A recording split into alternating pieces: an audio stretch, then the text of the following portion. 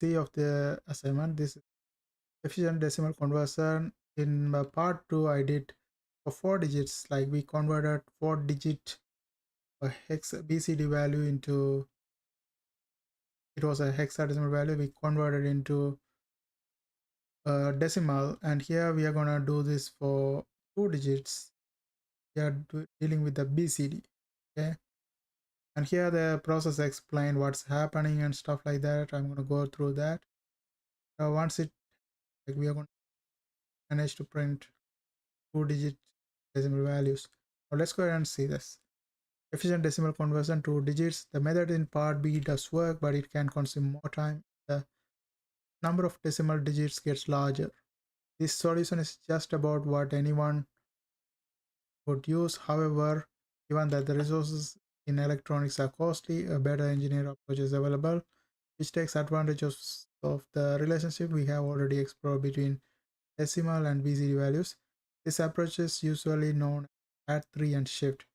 See the table below as an example for this approach, where we convert 255 into BCD, which is 2 hexadecimal bytes. 0, 2 and 55.255 goes work register, and BCD digits are set to 0 initially. BCD column is combined, BCD minus X decimal is able to, and here this is 255 in binary given. Okay, it's binary 255 represented right here. Initially all of them are 0. Number of digit is 5 above, continue with the left shift. As you can see, each time we are doing a left shift and this one is changing, and finally it becomes completely 0 and ends. Okay, so number of digits 5 above, continue left shift, number of digits 5 above, continue left shift, and the BCD minus 0 is 7, add 3 to it, no other digit 5 above, continue with the left shift, BCD 0 is 5, add 3 to it. So there are some instructions going on. The steps are simple. Check each BCD's digit. If the value is 5 or above, add 3 to it. Next, treat BCD minus 2, BCD minus 1, BCD 0, and work as single value, and do a left shift, which is multiply by 2. The upper bit of work shift into BCD 0 and so on. The incoming bit into work is important, but in this example it is set to 0. These operations are repeated for a number of bits in work. 8 in this case. When done, the BCD minus X values contain the decimal digits. Essentially a bit shifter with a correction after each shift ensure BCD combines. It's important to note that the order in which each BCD minus X digit is checked for 5 and above is not important, since there will never be a carryover to the next digit. Recall the 6H11A DAA instruction checks if each nibble is 10 or above, and if so, it adds 6 to either. Okay, so here, like, since we are dealing with the BCD, we had to use this DAA. This is the decimal correction, the accumulator array, and this is gonna convert whatever the number above 10 to be decimal again. Okay, and then the 5 and the 3 I just multiplies 2 power x of the 10 and 6. Approach the DA instructions, but by 5 and 3 corrections order is important, as it avoids the carry propagation issues. This algorithm works very well in a hardware circuit, as it can be easily parallelized. It shouldn't be too difficult to code this in the 6H11. However, the inspection of each of the BCD digits will be a little tedious, bit shifts, etc. Fortunately, we can take advantage of the existing DA instruction, as it does the same process as the 5 and 3 method, but we will have to perform the operation in order from BCD 0 and up. The H flag in the CCR is only altered by certain addition instructions. So a logical shift left can't be used, but we can multiply by 2 by simply adding numbers to number to itself. The BCD correction is done simply by issuing DAA instruction right after the addition. So for the 68H11, the process is quite simple. Take the work value and multiply it by 2, either with the left shift or add. The resulting carry will be preserved in the carry flag. We then add the BCD registers to themselves for low to high using add with carry operation, so that the carry easily printed carry from work is included in the sum. We do this 8 times since work is 8 bits. Resulting BCD registers can be easily printed using the supplied serial hex to subroutine. Okay, your task for this part is to complete the serial deck 1 subroutine, 1 byte conversion to decimal digit in the follow the hints. The main loop will cycle through table of 100 1 byte values in the code, print the hexadecimal and decimal value. Now let's go and do that. So this is a part of it, and here this is what we have to print. Okay, then the one we have to deal with, and first they have mentioned store accumulator array, the input to work. Okay, let's go and do that. So to do that, we just have to load it. Store means store it, so STA. Then work.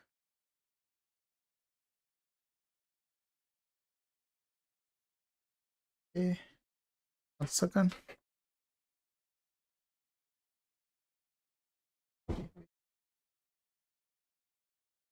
Store work, then clear BCD. Use LR for that.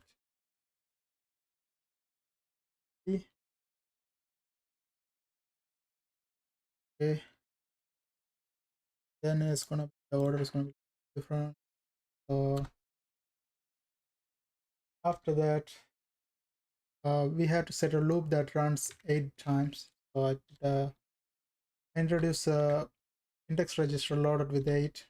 So we increment it 8 times and run it until it becomes 0. So I put LDX, then there's a number, I put a number,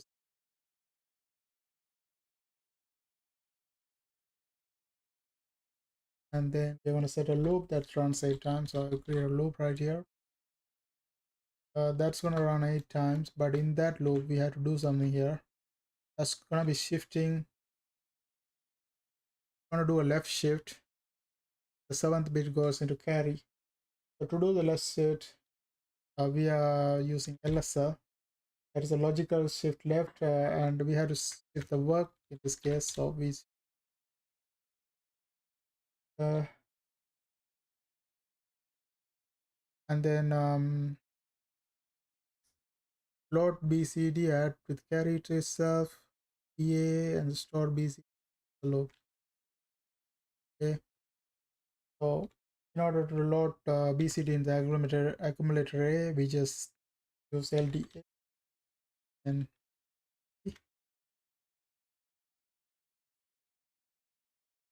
to add carry to itself. There's we have to use this ADCA, basically add carry to itself, and this is happening in the accumulator array. That's why ADCA, AD as well.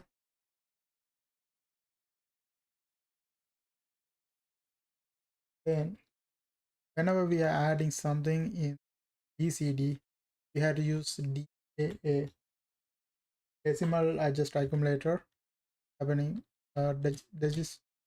decimal adjust accumulator a longest form of it. And after that, we have to store the accumulator A, B, C, D. Then we are gonna decrease the X value to finish the loop, like it's gonna run 8 times. So DX for the decrement of a X register X. For this one, Once it becomes 0, it should exit the loop. So we put a BNE. That's when branch not equal to 0, it should keep on looping. When branch is equal to 0, it's going to automatically exit the loop. Once it exits the loop, we call the subroutine. Yes, sir. Serial hex 2.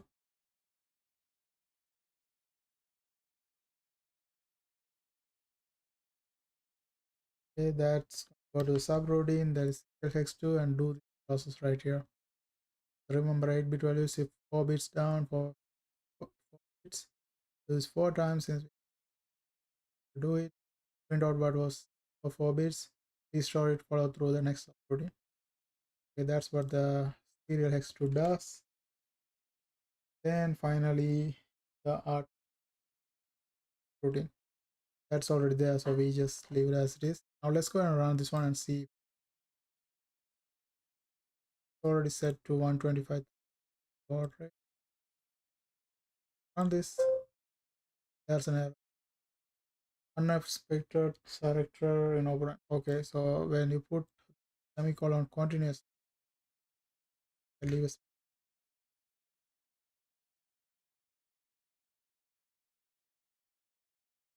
okay, you're getting the values that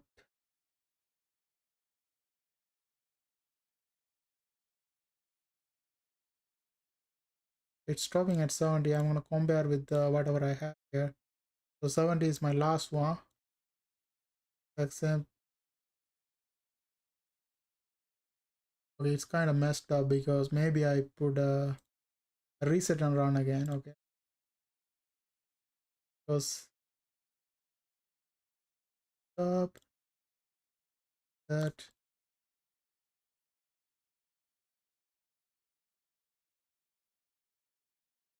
run again because I have to have this value at the end because that was pretty low somewhere. Maybe I put a cursor inside.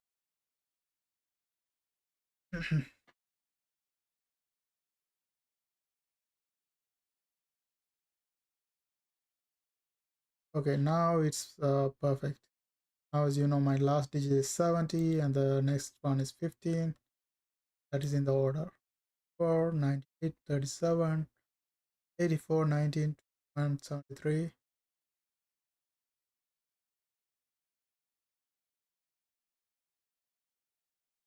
19, 21, 73, 29.